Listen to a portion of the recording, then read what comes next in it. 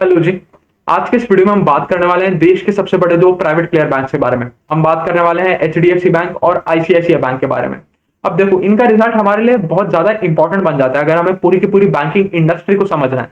क्योंकि अगर आप किसी भी इंडस्ट्री को समझने जा रहे हो तो उसका सबसे आसान तरीका यही है कि जो उसके इंडस्ट्री लीडर है, जो इन टर्म्स ऑफ साइज सबसे बड़ी कंपनियां हैं, उनको जाके पढ़ो, उनकी जाके कॉन कॉल सुनो। वही बता देंगे कि पूरी इंडस्ट्री का क्या आउटलुक है, उनका क्या गाइडेंस है, वो किस तरीके से चल रहे हैं। और उनको एक रेफरेंस पॉइंट भी मिल जाएगा आपको कि भाई अगर सपोज हम एग्जांपल लें कि भाई एचडीएफसी बैंक और आईसीआईसीआई बैंक का क्यूमुलेटिव लोन बुक का रेट ऑफ ग्रोथ है एट 15%, 15% पे लोग अपनी लोन बुक बढ़ा पा रहे हैं।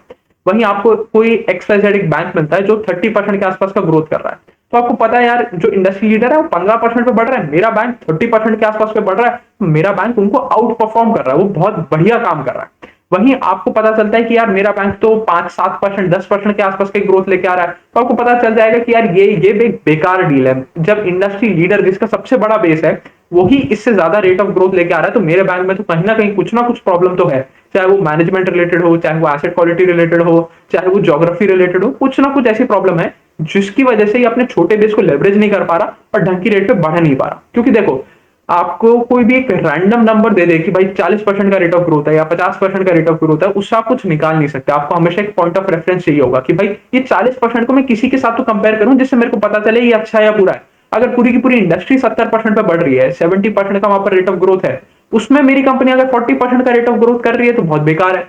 वहीं इंडस्ट्री 20% है, मेरी कंपनी 40% है, तो बहुत बढ़िया है। तो इस कंपैरिजन के लिए हमें एक नंबर चाहिए होता है, वो नंबर हमें मिलता है इंडस्ट्री लीडर को पढ़ने से कि भाई इंडस्ट्री लीडर का जो क्यूमुलेटिव रेट ऑफ ग्रोथ है वही आप मोर और लेस इंडस्ट्री का रेट ऑफ ग्रोथ मान लो। और हर कंपनी को उससे ज्यादा रेट पे ग्रो करना चाहिए कि भाई अगर आज एचडीएफसी बैंक का 26 लाख करोड़ रुपए के आसपास का लोन बुक है, जो आईडीएफसी फर्स्ट बैंक है उसका शायद 1-1.5 लाख करोड़ रुपए के आसपास का लोन बुक है, तो आईडीएफसी फर्स्ट बैंक 26 टाइम्स छोटा है in terms of loan book. तो उसको उस छोटे बेस को लेवरेज करना चाहिए और फास्टर रेट पे ग्रो करना चाहिए, तभी वो एक अच्छा बैंक कहलाएगा। तो ये चीज हमें समझने की जरूरत है। चलिए, ये चीज हो गई। अब इसी के साथ शुरुआत कर लेते हैं हम एचडीएफसी बैंक के रिजल्ट के साथ। अगर हम सबसे पहले देखने जाए कंपनी का मार्केट कैप, तो 14,75,000, लगभग लगभग 15 लाख करोड़ रुपए के आसपास का कंपनी है। अगर हम इनके लोन बुक ग्रोथ के बारे में बात करें तो काफी डिसअपॉइंटिंग नंबर्स है। यहाँ पर सिर्फ 5.4% के आसपास का लोन बुक में ग्रोथ आया। वहीं अगर हम डिपॉजिट में ग्रोथ के बारे में बात करें तो वो नंबर फिर भी ठीक है, 14.1% के आसपास का डिपॉजिट का रेट ऑफ ग्रोथ है। अब देखो, आइडियल सिनेरियो में बात करने जाए तो जितना एक कंट्री का जीडीपी होता है उस जीडीपी का 1.5 टाइम्स टू 2 टाइम्स एक बैंक का ग्रोथ होना चाहिए। जो देश का सबसे बड़ा बैंक है, जिसका सबसे ज्यादा कह लें हम पेनिट्रेशन है, जिसका सबसे बड़ा बेस है, उसका एटलीस्ट इतना ग्रोथ तो होना ही चाहिए। और अगर इंडिया की ग्रोथ को अगर हम अज्यूम करें कि 6-7% के आसपास का जीडीपी ग्रोथ आ रहा है, तो एचडीएफसी बैंक को बेर मिनिमम 10-11% तो ग्रो करना ही करना चाहिए, उससे कम में तो बात बनेगी नहीं। बट हाँ, अच्छे नंबर्स आ नहीं रहे। और पिछले काफी लंबे समय से अगर आप 5-6 क्वार्टर उठा के देखोगे, इस बैंक के नंबर्स उतने अच्छे आए नहीं है। और उसके मल्टीपल रीजन है। एक तो आपका बेस बड़ा हो गया है, वो एक बहुत बहुत मेजर रीजन है। उसके बाद आपका बेस बड़ा हुआ कैसे, आपने कुछ तो बहुत पिछले 20 साल से फिनोमिनल ग्रोथ दिखाया था, इसकी वजह से आपका बेस बड़ा हुआ। सेकंड चीज क्या हुआ, अभी आप 2-3 साल पहले आपने एचडीएफसी को एचडीएफसी बैंक के साथ मर्ज कर दिया। तो देश की सबसे बड़ी एनबीएफसी कंपनी जो हाउसिंग लोन किया करती थी, वो आके मिल गई देश के सबसे बड़े प्राइवेट प्लेयर बैंक के साथ। तो एंड ऑफ द डे क्या हुआ, आपका बेस रैपिड स्केल पे बढ़ गया। तो एक वो रीजन भी है। बट इससे हम एचडीएफसी बैंक को बेनिफिट ऑफ डाउट नहीं दे सकते कि भाई आपका कम रेट ऑफ ग्रोथ एक्सेप्टेबल है। एक्सेप्टेबल बिल्कुल भी नहीं है। हमारे पास शायद बहुत बहुत सारी ऐसी कंपनीज पड़ी हैं, ऐसी बैंकिंग कंपनीज पड़ी हैं जो इससे बहुत ज्यादा रेट ऑफ ग्रोथ दिखा रही। तो इस चीज का हमें ध्यान रखना पड़ेगा। भाई एचडीएफसी बैंक हमारे लिए इंपॉर्टेंट क्यों है, हमें ये समझने में कि भाई ओवरऑल जो एचडीएफसी बैंक का मैनेजमेंट बोल रहा है वो इंडस्ट्री में भी कहीं ना कहीं अफेक्ट करेगा ही करेगा। ऐसा नहीं हो सकता कि एचडीएफसी बैंक का मैनेजमेंट बोले कि यार जो लोन है उसको देने में समस्या आ रही है, या हमारी क्रेडिट कॉस्ट बढ़ रही है, या हमारी एसेट क्वालिटी में कुछ प्रॉब्लम्स आ रही है, या जो हम एंड कस्टमर को लोन देने जा रहे हैं वो ओवर लेवरेज है और आईडीएफसी फर्स्ट बैंक को उससे कोई भी फर्क ना पड़े। तो एचडीएफसी बैंक इंडस्ट्री का बहुत तगड़ा पर्सपेक्टिव देता है, इसलिए हमारे लिए रिजल्ट बहुत ज्यादा इंपॉर्टेंट बन जाता है। चलिए, ये चीज भी समझ ली। उसके बाद जैसे हमने बात करा कि भाई डिपॉजिट की रेट ऑफ ग्रोथ में कोई प्रॉब्लम नहीं है, डिपॉजिट बहुत बढ़िया है, वहां पर कोई इशू नहीं आ रहा। उसके बाद अगर हम बात करें कासा रेशो के बारे में, कासा क्या हो गया, करंट अकाउंट सेविंग्स अकाउंट। और करंट अकाउंट सेविंग्स अकाउंट का रेशो देखना हमारे लिए इसलिए इंपॉर्टेंट बन जाता है क्योंकि यही बैंक के लिए चीपेस्ट सोर्स ऑफ फंड्स है। भाई बैंकिंग चलती किस तरीके से कि आप एक तरफ से पैसा उठाते हो, दूसरी तरफ पैसा लेंड करते हो। पैसा उठाने के मल्टीपल सोर्सेज हैं कि भाई आपने बॉन्ड इशू करके पैसा उठा लिया, आरबीआई से पैसा उठा लिया, अगर आप एक हाउसिंग एनबीएफसी हो तो आपने एनएचबी से पैसा उठा लिया, आपने कस्टमर से current account, savings account, FD के नाम पे पैसा उठा लिया। मल्टीपल तरीके हैं, बट उसमें से सबसे सस्ता तरीका क्या है, वो है CASA, current account, savings account. कि भाई करंट अकाउंट पे आप 0% इंटरेस्ट देते हो, तो आपको कोई भी पैसा देना ही नहीं है। सेविंग्स अकाउंट पे भी आप 2-3% का इंटरेस्ट देते हो, तो सबसे सस्ता फंड है आपके लिए कासा। तो जिस भी बैंक का कासा रेशियो स्ट्रांग होगा, उस समय 2-3 चीजें पता चलती हैं। एक तो उसका जो डिपॉजिट फ्रेंचाइज है वो बहुत ज्यादा स्ट्रांग है, तो स्केलेबिलिटी में कम इशू आएगा। सेकंड चीज हमें पता चलता है कि उसका ब्रांच पेनिट्रेशन बहुत ज्यादा है। थर्ड चीज हमें पता चलेगा कि उसका जो ब्रांड वैल्यू है वो भी बहुत ज्यादा है। कि भाई अगर आप देखने जाओ, आप किसी भी तटपुंजिया बैंक में अपना खाता नहीं खुलाओगे। कि सपोज आपकी पहली जॉब लगी है और पहली जॉब की पहली सैलरी आप किसी भी XYZ बैंक में नहीं डालोगे, आप किसी भी रेप्यूटेड बैंक में डालोगे। आप आईसीआईसीआई बैंक में डालोगे, एचडीएफसी बैंक में डालोगे, एक्सिस बैंक में डालोगे, जिनकी कोई ना कोई हिस्ट्री होगी, जिनका आपका ब्रांड प्रेजेंस होगा। उसी बैंक में जाके आप वो अकाउंट खुलाओगे और वहीं पर अपनी सैलरी को रखोगे, तो इससे ब्रांड वैल्यू पता चलती है। ठीक है, ये चीज भी बढ़िया है। तो एचडीएफसी के में केस में तो वो कोई इशू है ही नहीं, बहुत बढ़िया इनका ब्रांड वैल्यू है, इनका बहुत बढ़िया कासा रेशियो है, और कुछ 7-8 क्वार्टर्स के बाद यहाँ पर हमें इंक्रीमेंट भी देखने को मिला। इनका कासा 34% से बढ़ के 35% की ओर चला गया, तो ये भी बहुत बढ़िया बात है। अब ये ऑप्टिकली आपको नंबर थोड़ा सा कम देखने को मिल रहा होगा, क्योंकि वो एनबीएफसी आके जुड़ गया, और एनबीएफसी के पास कासा होता नहीं है, तो ये कासा रेशियो थोड़ा सा नीचे आया हुआ है अगर आप हिस्टोरिकल लेवल से कंपेयर करोगे। बट कोई इशू वाली बात नहीं है। इशू अभी तक सिर्फ एक ही देखने को मिल रहा है कि आपके लोन बुक में ग्रोथ नहीं आ रहा। चलिए, उसके बाद अगर हम बात करें इनके लोन बुक सेगमेंटेशन के बारे में, तो 31% आते हैं हमारे retail mortgage loans. Mortgage loans मतलब किसी ना किसी सिक्योरिटी से बैक हुआ है, या तो होम लोन दे दिया, तो उसका घर रख लिया, उसका प्लॉट रख लिया, उसका फ्लैट रख लिया, तो कुछ ना कुछ आपके पास मॉर्गेज है। आप व्हीकल लोन कर रहे हो तो उसकी गाड़ी आपने अब मॉर्गेज में रख रखी है। तो इस तरीके से जो भी सिक्योरिटी बैक लोन है वो रिटेल मॉर्गेज के अंदर आ जाते हैं। 20% आता है रिटेल नॉन मॉर्गेज, 20% आता है सीआरबी लोन्स, 18.6% आता है corporate loans and other wholesale loans. तो ठीक है, वेल डाइवर्सिफाइड लोन बुक है, यहाँ पर कोई इशू नहीं। देखो, एचडीएफसी बैंक एक उस तरीके का बैंक है जिसने पिछले 20 सालों में सारी चीजें ठीक करी हैं। उसका अगर आप देखोगे सन 2000, 2004, 2005 में 25-30% के आसपास का रेट ऑफ ग्रोथ था, मतलब बैंक बहुत बढ़िया भग रहा था। अब आपको 2004 के रेट ऑफ ग्रोथ को देख के 2025 में शेयर नहीं लेना है, ये चीज हमें समझना पड़ेगा। भाई उसका उस टाइम पीरियड अलग था, उस टाइम माहौल अलग था, उस टाइम उसका बेस अलग था। उस टाइम शायद एचडीएफसी बैंक 50-60 हजार करोड़ की लोन बुक पे था, आज 26 लाख करोड़ की लोन बुक पे है। तो पीछे क्या हो गया उसको छोड़ दो, अब आगे यहां से एचडीएफसी बैंक कहां जा सकता है उसके बारे में बात करते हैं। उसके हिसाब से हम अपना इन्वेस्टिंग डिसीजन बनाते हैं, उसके हिसाब से हम वैल्यूएशन कैलकुलेट करते हैं। ये चीज हमें समझने की जरूरत है। उसके बाद अगर हम बात करें इनका रिटेल वर्सेस होलसेल मिक्स की, तो 57:43, 57% retail loans, 43% are corporate loans. और ये पिछले कुछ 3-4 साल में हमें देखने को मिला है कि एचडीएफसी बैंक का रुझान थोड़ा सा कॉर्पोरेट लेंडिंग की तरफ ज्यादा रहा है, और अब वो थोड़ा थोड़ा धीरे धीरे शिफ्ट होते हुए रिटेल लेंडिंग की तरफ भी आता हुआ हमें देखने को मिल रहा है। तो चलिए, वो भी कोई दिक्कत वाली बात नहीं है। उसके बाद अगर हम थोड़े इनके निम्स वगैरह के बारे में बात करें, तो यहाँ पर निम्स में भी हमें एक्सपेंशन देखने को मिला। नेट इंटरेस्ट इनकम इनका बढ़ा by 10% ओवर वाई लेवल, और yield and cost of funds के बारे में हम बात करें तो वो मोर और लेस स्टेबल है। तो मतलब बहुत बेहतरीन result in terms of other matrix except for loan book growth, और वही सबसे इंपॉर्टेंट मेट्रिक है हमारे लिए। अगर आप लोन बुक ग्रोथ नहीं बढ़ाओगे तो आपका ईपीएस नहीं बढ़ेगा। देखो, एंड ऑफ द डे आप एक शेयर होल्डर हो। शेयर होल्डर का पैसा कब बनेगा, जब उसका अर्निंग पर शेयर बढ़ेगा, ईपीएस बढ़ेगा। ईपीएस कब बढ़ेगा, जब बैंक ज्यादा लेंडिंग करेगा। जब बैंक ज्यादा लेंडिंग करेगा तब उसका इंटरेस्ट इनकम में कमाई होगा, इंटरेस्ट इनकम में कमाई होगा, उसका ऑपरेटिंग प्रॉफिट बढ़ेगा, ऑपरेटिंग प्रॉफिट बढ़ेगा, प्रोविजन कम होंगे तो उसका end of the day PAT बढ़ेगा, पैट बढ़ेगा, ईपीएस बढ़ेगा। तो जब तक लोन बुक का रेट ऑफ ग्रोथ बढ़ता नहीं है, तो शेयर होल्डर के लिए पैसा बनाना बहुत ज्यादा मुश्किल हो जाएगा, जो हम देख भी रहे हैं कि भाई पिछले 3-4 साल में कोई कोई रिटर्न हमें देखने को मिला ही नहीं है एचडीएफसी बैंक में। और क्यों नहीं मिला, क्योंकि आपका जो लोन बुक का रेट ऑफ ग्रोथ है वो नीचे आ गया। जो बैंक पहले 17-18%, 20% के आसपास का भी ग्रोथ दिखा देता था, देखो यहाँ पर हमें जो रेट ऑफ ग्रोथ है वो कंसिस्टेंटली नीचे आता हुआ देखने को मिला, और वो हर बैंक के साथ होता है। बट उसको हमें इस तरीके से नहीं देखना चाहिए कि यार उस टाइम पे इसने ग्रोथ किया था तो आज भी उसको उतना ही एक्सपेंसिव वैल्यूएशन दे दो, उस भाव पे आज उसको खरीद दो। भाई जब 2004 में आपका बेस छोटा था, आपने ज्यादा रेट पे ग्रो किया, फिर आपका बेस बढ़ता रहा, फिर आप वो 30% से 25% के ब्रैकेट में आए, 25% से 20% के ब्रैकेट में आए, 20% से 15 to 20% के ब्रैकेट में आए, और अब आप सब 10% चले गए। तो ये थोड़ा सा इशू हमें देखने को मिल ही रहा है। चलिए, उसके बाद अगर हम इनकी एसेट क्वालिटी के बारे में बात करें तो कोई दिक्कत ही नहीं है। मतलब देश का सबसे शायद बहुत ही बेहतरीन एसेट क्वालिटी, मतलब ग्रॉस एनपीए लेवल्स 1.3 के, नेट एनपीए लेवल्स 0.4 के, तो यहाँ पर तो एचडीएफसी बैंक आपको कभी तकलीफ देगा ही नहीं।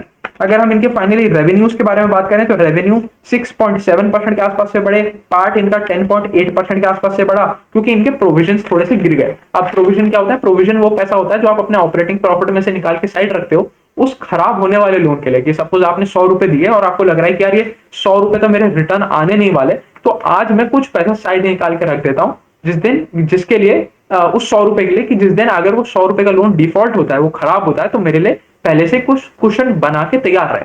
तो जब आपके प्रोविजन घट जाते हैं तो हमें एडेड बूस्ट देखने को मिलता है पार्ट में। तो यहाँ पर उसकी वजह से हमें पार्ट में 10.8% के आसपास का ग्रोथ देखने को मिला।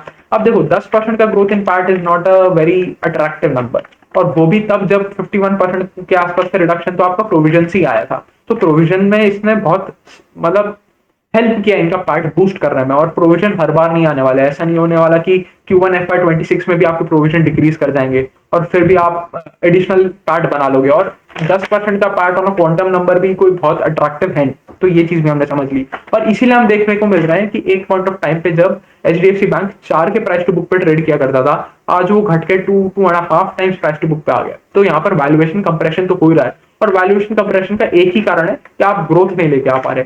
आप कभी भी एक एक्सपेंसिव वैल्यूएशन पे ट्रेड नहीं कर सकते अनलेस एंड अनटिल आपका उस वैल्यूएशन के पर्सपेक्टिव में उतना ही ग्रोथ आ रहा है। तो चलिए, ये चीज होगी। अब हम बात कर लेते हैं हमारे दूसरे बैंक के बारे में। दूसरे बैंक का नाम है आईसीआईसीआई बैंक। इनके मार्केट कैप के बारे में बात करें तो 10,15,000 करोड़ रुपए के आसपास का इनका मार्केट कैप है। अगर इनकी लोन बुक ग्रोथ के बारे में बात करें तो यहाँ पर 13.3% के आसपास का लोन बुक ग्रोथ आया। वहीं डिपॉजिट ग्रोथ 14.1% के आसपास का था, और इनका कासा रेशो भी स्टेबल रहा है 38.4%। तो यहाँ पर भी नंबर तो बहुत अच्छा है। अगर हम आईसीआईसीआई बैंक के बारे में बात करें तो अगर आप पिछले साल के रिजल्ट्स उठाओगे तो ये लोग उस तरीके का बैंक है जो 16, 17, 18% के आसपास का ग्रोथ करता है।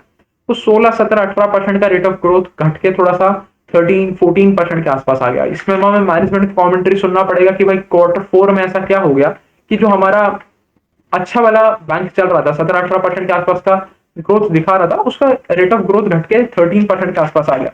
बट हमें एक चीज ध्यान रखनी है कि रेट ऑफ ग्रोथ में हमें डिक्रीज देखने को मिला है, और वो हमेशा से एक प्रॉब्लमेटिक पार्ट रहेगा ही रहेगा किसी भी कंपनी के लिए, चाहे वो बैंकिंग हो, नॉन बैंकिंग हो। अगर आपका रेट ऑफ ग्रोथ घट रहा है तो प्रॉब्लमेटिक पार्ट है। चलिए, उसके बाद अगर इनका लोन बुक सेगमेंटेशन देखें तो इनका 52% आता है रिटेल लोन से, जो 8.9% के आसपास की रेट ऑफ ग्रोथ पे बढ़े। रूरल लोन्स कंट्रीब्यूट करते हैं 5.7%, 5.1% का वहां पर हमें रेट ऑफ ग्रोथ देखने को मिला। 19% आता है बिजनेस एंड बैंकिंग से, 34% का ग्रोथ देखने को मिला। 20% आता है डोमेस्टिक कॉर्पोरेट से, और वहां पर हमें 11% के आसपास का लोन बुक ग्रोथ देखने को मिला। उसके अलावा इनका एक छोटा सा पोर्शन ओवरसीज बुक का भी है, वो 2-2.5% के आसपास का है। इतना छोटा पोर्शन है, कोई फर्क ही नहीं पड़ता, वो चाहे 200% पे भी बढ़ जाएगा तो ओवरऑल लोन बुक ग्रोथ में कोई बहुत ज्यादा इंपैक्ट हमें देखने को मिलेगा नहीं। चलिए, इसके बाद अगर हम इनका देखने जाए तो इनका रिटेल लोन का पोर्शन 61% है। हमने एचडीएफसी बैंक के केस में देखा था वो 57% था। तो यहाँ पर ये दोनों बैंक अलग अलग डायरेक्शन में गए हैं पिछले 2-3 सालों में। जो एचडीएफसी बैंक है वो थोड़ा सा ज्यादा फोकस कर रहा था कॉर्पोरेट्स की तरफ, अब उसने शिफ्ट किया है थोड़ा सा रिटेल की तरफ। वहीं आईसीआईसीआई बैंक पहले 2-3 साल वो फोकस कर रहा था रिटेल की तरफ, अब वो धीरे धीरे कॉर्पोरेट लेंडिंग में भी हमें जाता हुआ देखने को मिल रहा है। चलिए, ये चीज भी हमने समझ ली। उसके बाद आता है हमारा 61% मॉर्गेज है, और 17% है जो हमारे वो आ गए हमारे पर्सनल लोन्स। चलिए, अगर हम एसेट क्वालिटी के बारे में बात करें तो यहाँ पर भी एसेट क्वालिटी में कोई प्रॉब्लम नहीं है। इनका जो ग्रॉस एनपीए है वो 1.67% के आसपास का है, नेट एनपीए 0.4% के आसपास का है। तो यहाँ पर भी एसेट क्वालिटी के टर्म्स में हमें कोई भी प्रॉब्लम नहीं देखने को मिल रही। बहुत स्टेबल एसेट क्वालिटी, बहुत ही प्रिस्टीन एसेट क्वालिटी हम ये कह सकते हैं। अच्छा जी, उसके बाद अगर हम बात करें, ये एक कंग्लोमरेट बिजनेस है, चलो इसके बारे में बात कर लेते हैं। तो अगर आप एचडीएफसी बैंक का शेयर खरीदते हो तो आपको सिर्फ उसका बैंकिंग बिजनेस नहीं मिलता, उसके अंदर काफी सारे और बिजनेस आ रहे हैं कि भाई उसमें लाइफ इंश्योरेंस का भी कुछ पार्ट है, उसमें हेल्थ इंश्योरेंस का भी कुछ पार्ट है, उसमें मोटर इंश्योरेंस का भी कुछ पार्ट है, उसमें एक इनके पास एएमसी है, एएमसी का भी कुछ पार्ट है, उसमें इनके पास एक ब्रोकरेज है, उस ब्रोकरेज का भी कुछ पार्ट है। तो उनका भी देख लेते हैं, उनका भी किस तरीके से रेवेन्यू आ रहा है। बट देखो बेसिकली जो आज आईसीआईसीआई बैंक अपना प्राइस टू बुक कमांड कर रहा है वो on the basis of banking business कर रहा है, ना कि इन सारे छोटे छोटे बिजनेसेस है। पर ठीक है, फिर भी हम देख लेते हैं किस तरीके का ग्रोथ हमें देखने को मिला। जो इनका लाइफ इंश्योरेंस वाला बिजनेस है वहां पर हमें 17% के आसपास का ग्रोथ देखने को मिला। लोम्बार्ड जनरल इंश्योरेंस में 8.1%, AMC AUM was up 29% over Y Y level. अब वापस आ जाते हैं बैंक के ऊपर, थोड़े से रेशियोज के बारे में बात कर लेते हैं। अगर हम इनका नेट इंटरेस्ट इनकम देखें, that was up 14%, total income was up 21%, while the operating income was up 19%। अब देखना, अब थोड़ी सी यहाँ पर प्रॉब्लम देखने को मिलेगी। वहीं अगर हम पैट के बारे में बात करें तो पैट इनका बढ़ा सिर्फ 15.7% पे। अब देखो 19% आपका आया ऑपरेटिंग इनकम का ग्रोथ, आपका पैट में ग्रोथ आया सिर्फ 15.7%। अब यहां से देखते हैं ऑपरेटिंग इनकम से पैट कैसे निकलता है, वो थोड़ा सा समझने की कोशिश करता है। आपका जैसे ही ऑपरेटिंग, सपोज आपका 100 रुपए का ऑपरेटिंग प्रॉफिट है, तो अब इस 100 रुपए में से आपको दो चीजें माइनस करनी है। एक तो आपको टैक्स माइनस करना है और दूसरा आपको प्रोविजन माइनस करना है। जो एचडीएफसी बैंक के केस में हमने देखने को मिला था कि 50%, 51% रिडक्शन इन प्रोविजन। और प्रोविजन हमने समझ भी लिया कि वो पैसा जो जब आपके कोई लोन खराब होने वाला होता है उसके लिए आप पहले से निकाल के रख लेते हो। तो आईसीआईसीआई बैंक के प्रोविजंस में इंक्रीज देखने को मिला, इसीलिए जितना आपका ऑपरेटिंग प्रॉफिट था या ऑपरेटिंग इनकम था उस समय कम ग्रोथ देखने को मिला इन टर्म्स ऑफ पैट। भाई ऑपरेटिंग इनकम आपका 18-19% पे बढ़ा, बट आपका पैट सिर्फ 15% पे बढ़ा, और उसका यही रीजन रहा है। चलिए ये चीज भी समझ ली। उसके बाद अगर हम देखें, जो आपकी कॉस्ट ऑफ बोरिंग है, यील्ड है, वो ऑलमोस्ट स्टेबल है। और जो आरओई और आरओ है वो थोड़े थोड़े नीचे गिर गए हैं क्योंकि आपका रेट ऑफ ग्रोथ थोड़ा सा नीचे आ गया है। और उसके बाद आपकी थोड़ी सी हमें प्रॉब्लम देखने को मिल रही है इन टर्म्स ऑफ प्रोविजन की, 35% increase in provision over Y Y level. तो ये थी कहानी हमारे देश के सबसे बड़े दो प्राइवेट प्लेयर बैंक्स के बारे में। आईसीआईसीआई बैंक बहुत बेहतर परफॉर्म कर रहा है। अगर सिर्फ इन दोनों में कंपैरिजन करें, हम पूरी बैंकिंग इंडस्ट्री के बारे में नहीं बात कर रहे, अगर हम देखने जाएं कि आज अगर आप HDFC bank versus ICICI bank करने जा रहे हो तो आपको पता चलेगा कि यार आईसीआईसीआई बैंक का लोन बुक ग्रोथ ज्यादा है। आईसीआईसीआई बैंक का जो ओवरऑल एसेट क्वालिटी है वो भी अच्छे लेवल पे मेंटेन्ड है। आईसीआईसीआई बैंक में कोई एसेट क्वालिटी की प्रॉब्लम नहीं है। उसके बाद जो उनका मैनेजमेंट है वो भी ठीक तरीके से काम कर रहा है, वहां पर भी हमें कोई इश्यूज देखने को नहीं मिल रहा है। वहीं पर उल्टी साइड अगर हम एचडीएफसी बैंक देखने जाए, वहां पर भी सब कुछ ठीक है एक्सेप्ट फॉर लोन बुक का rate of growth. Loan book का जैसे ही रेट ऑफ ग्रोथ कम आ जाता है, आपका पैसा बनाना बहुत मुश्किल हो जाता है, क्योंकि आप पैसा बनाओगे जब ईपीएस बनेगा। ईपीएस कब बनेगा? जब आपकी लोन बुक में ग्रोथ आएगी, और वो चीज वहां पर मिसिंग है। अब अगर हम देखने जाएं, डिसअपॉइंटिंग नंबर्स दोनों की थे। भाई आईसीआईसीआई बैंक 17-18% से गिर के 13% पे आ गया। एचडीएफसी बैंक का तो below GDP level growth acceptable तो दोनों ही नहीं है। तो मतलब वैल्यूएशन के ऊपर तो क्या ही बात करें कि अगर आज आपको HDFC bank 2.5 times price to book पे भी मिल रहा है तो उतना लुक्रेटिव ऑफर बनता नहीं है, क्योंकि लोन बुक का रेट ऑफ ग्रोथ आ नहीं रहा है। तो चलिए मोटा मोटी यही थी कहानी हमारे देश के दो सबसे बड़े प्राइवेट प्लेयर बैंक के बारे में। अभी के लिए तय रखते हैं। Thank you.